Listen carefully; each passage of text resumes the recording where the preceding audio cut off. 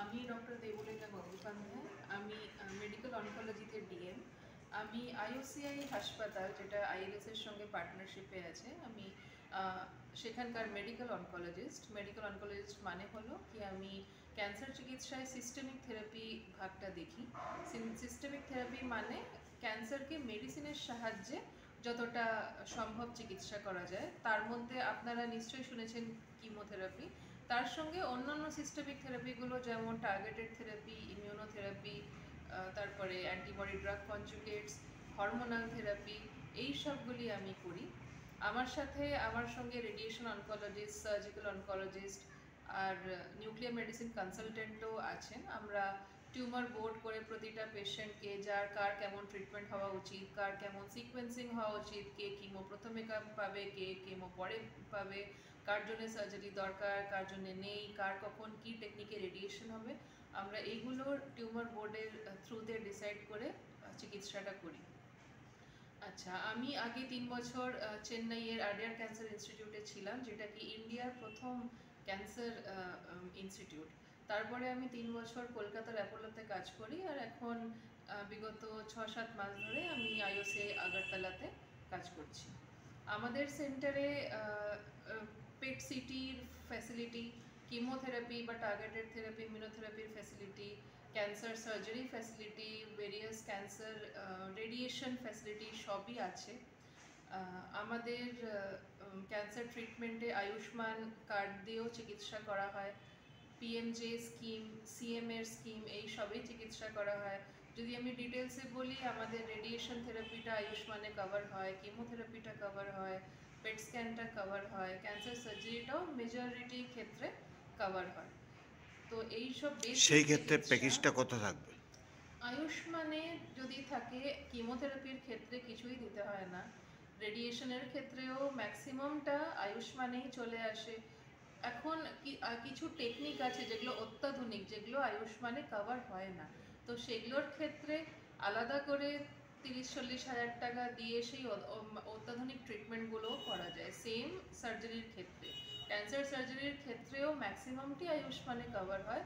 যদি দিতে হয় হয়তো কোনো কমপ্লিকেটেড সার্জারি, যার জন্য অ্যাডিশনাল কিছু এক্সপার্টিস লাগবে বা কিছু ইনস্ট্রুমেন্ট লাগবে, তো সেই টাকাটা হয়তো এক্সট্রা দিতে হয়। সেটাও খুব বেশি নয়, সেটা খুব বেশি হলে 30-40 হাজার টাকায়। আচ্ছা, আমি যেগুলো করি সেগুলোর মধ্যে বেসিক কিমোথেরাপি আয়ুষ্মানে হয়, আর যেগুলো অত্যাধুনিক মডার্ন মেডিসিন, যেমন ইমিউনোথেরাপি, টার্গেটেড থেরাপি, সেটা অনেক ক্ষেত্রে আয়ুষ্মান প্যাকেজেই নেই, ওটা কভার হয় না। এগুলো সেই ট্রিটমেন্ট যেগুলো নিতে ত্রিপুরাবাসী বম্বেতে যান, ব্যাঙ্গালোরে যান, তো সেখানে যে বেটার ট্রিটমেন্ট মডার্ন মেডিসিনের জন্য যান, তো সেগুলো এখন ত্রিপুরাতেই অ্যাভেলেবল আছে। আর বাইরে যেতে লাগবে না? বাইরে যেতে লাগবে না। আমি এটা মানে বলতে পারি যে বাইরে গিয়ে 1 মাস 2 মাস থেকে থাকা খাওয়ার খরচা দিয়ে চিকিৎসা করানো, এইখানে একটা মেজর ডিফারেন্স চলে আসে। কেমন ডিফারেন্স ম্যাডাম? এইটা মোটামুটি যদি আমি পেট স্ক্যান রেডিয়েশনের কথা বলি, তাহলে মোটামুটি মানে আই উড সে 50% কম রেটে এইখানে বাড়ির কাছে চিকিৎসা হচ্ছে। আর যেগুলো ইমিউনোথেরাপির দাম, সেগুলো এখানেও যা, বম্বেতেও তা, ব্যাঙ্গালোরেও তা। তো ফার্মাসি মানে ওই মলিকুলে খুব একটা মেজর ডিফারেন্স হয় না। যে ডিফারেন্সগুলো আছে, বেড ভাড়াতে ডিফারেন্স আছে, ওই 50% কস্ট, অ্যাডমিনিস্ট্রেশনে মানে কিমো অ্যাডমিনিস্ট্রেশনের ডিফারেন্স আছে, ঠিক আছে। আর সবচেয়ে বেশি সেটাই, এই যে ট্রাভেল করে বাড়ির 3-4 লোকজন গিয়ে ওখানে থেকে খেয়ে এত কিছু খরচা মানে ওখানে বেরিয়ে, সেইখানে অনেকটা আপনি বাড়ির কাছাকাছি থেকে যদি চিকিৎসা করেন তো সেভ করতে পারবেন, মানে same quality is available at a better price. আচ্ছা ম্যাডাম, একটা প্রশ্ন হলো যে যাদের ক্যান্সার ধরা পড়ে, ঠিক আছে, যারা তামাকু গুটখা তারা খায় তাদের থেকে ক্যান্সার ধরা পড়ে, যারা না খায় তাদের যেন ক্যান্সার হয়, সেই বিষয়ে আপনি কি বলবেন? নিশ্চয়ই হয়। দেখুন, যেটা আমি আগেও বলছিলাম, এই যে টোব্যাকো, এটা হলো একটা মডিফায়েবল রিস্ক ফ্যাক্টর। মানে যদি টোব্যাকো আজকে আমরা সমাজ থেকে সরিয়ে দিই, তাহলে 40% ক্যান্সার হবেই না। তো রিমেনিং 60%, মানে যেখানে টোব্যাকোর রোল নেই, অন্য কিছু আছে, যেমন এয়ার পলিউশন, এই যে আমরা বিভিন্ন ধরনের খাদ্য খাচ্ছি, কিসের মধ্যে পেস্টিসাইড আছে, কিসের মধ্যে মানে কি আছে, ওটা তো আমরা বুঝতে পারি না। এখন আমরা যাই খাই বা যেই বাতাসই নিই, সব কিছুই পলিউটেড। তো এই পলিউটেড জিনিসপত্রগুলো আমাদের বডি যখন অ্যাবজর্ব করে তখন কিছু একটা শরীরের মধ্যে মিউটেশন ক্রিয়েট করে দেয়, যার জন্য পরবর্তীকালে আজকাল আমরা বেশি ক্যান্সার দেখেছি। তো tobacco is one of the risk factor. বাকি কিছু আরও রিস্ক ফ্যাক্টর আছে, সেগুলো হলো এনভায়রনমেন্টাল পলিউটেন্ট, তারপরে কিছু ভাইরাস আছে যার জন্য ক্যান্সার হয়। এই যে মহিলাদের মধ্যে সার্ভাইকাল ক্যান্সার থাকে, তার কারণ হলো এইচপিভি ভাইরাস। তো এইচপিভি হিউম্যান প্যাপিলোমা ভাইরাস, এটা একটা সেক্সুয়ালি ট্রান্সমিটেড ডিজিজ অ্যাকচুয়ালি। তো সেইটা সার্ভিক্সে ডিফারেন্ট চেঞ্জ করে পরবর্তীকালে মহিলাদের মধ্যে এগুলো সার্ভাইকাল ক্যান্সার করছে। তার মানে এনভায়রনমেন্টাল কজ আছে, ভাইরাল কজ আছে, আর কিছু আবার জেনেটিক কজও আছে। তার মানে হলো 5% অফ দি ক্যান্সার জিনগত হয়। তার মানে হলো হেরিডিটারি, মানে মায়ের মধ্যে ছিল, মা বোনের মধ্যে ছিল, তো হচ্ছে। এগুলো সাধারণত যেমন ব্রেস্ট আর ওভেরিয়ান ক্যান্সারের ক্ষেত্রে আমরা দেখে থাকি, পুরুষদের মধ্যে প্রোস্টেট ক্যান্সারে দেখি, কোলন ক্যান্সারে দেখি।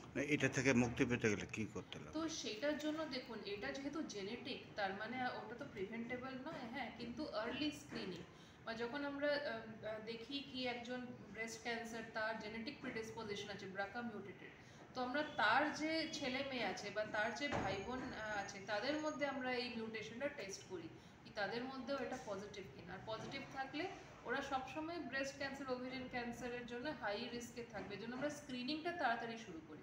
আমরা 25 বছর বয়স থেকেই স্ক্রিনিং আরম্ভ করে দিই। স্ক্রিনিং মানে হলো কি ব্রেস্টের আলট্রাসাউন্ড হবে, ব্রেস্টের এমআরআই হবে প্রতি 6 মাস অন্তরে। এইটা কী জন্য করা হয়? যদি ক্যান্সার ডেভেলপও হয়, যাতে আর্লি স্টেজে ডেভেলপ আমরা ক্যাচ করে ফেলি, আর তার একটা কিউরেটিভ ট্রিটমেন্ট যাতে আমরা করে দিতে পারি। কিছু কিছু প্রোফাইল্যাকটিক সার্জারিও থাকে, যেমন যার ব্রেস্ট ক্যান্সার হলো, সে যদি জেনেটিক্যালি প্রিডিসপোজ, তার আমরা ওভারিগুলো বাদ দিয়ে দিই, যাতে এতে কি হয়, ব্রেস্ট ক্যান্সার কন্ট্রোলটাও খুব ভালো হয়। সিমটম কি থাকবে ম্যাডাম ব্রেস্ট ক্যান্সার হলে? কি সিমটম? ব্রেস্ট ক্যান্সারের সিমটম হচ্ছে পেইনলেস লাম্প। আচ্ছা, যদি দুটো ব্রেস্টের মধ্যে একটা ব্রেস্ট হয়তো একটা গাঁঠের মতন থাকবে, এসিমেট্রিক থাকবে, দুটো একরকম থাকবে না, স্কিন কিছু ওখানে ডিম্পল পড়ে যাবে, স্কিন চেঞ্জেস, বা নিপল থেকে যদি কিছু ডিসচার্জ হয়, রক্ত বেরোচ্ছে, অন্য কিছু বেরোচ্ছে।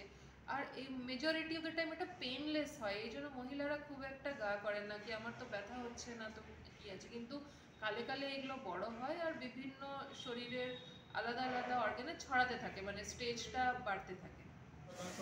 মুখগহ্বর এবং গলার ক্যান্সার আমরা দেখতে পাই, এবং এই সংখ্যাটা প্রতি বছরই বদলায়, কেননা নতুন রিপোর্ট যখন জমা হয়।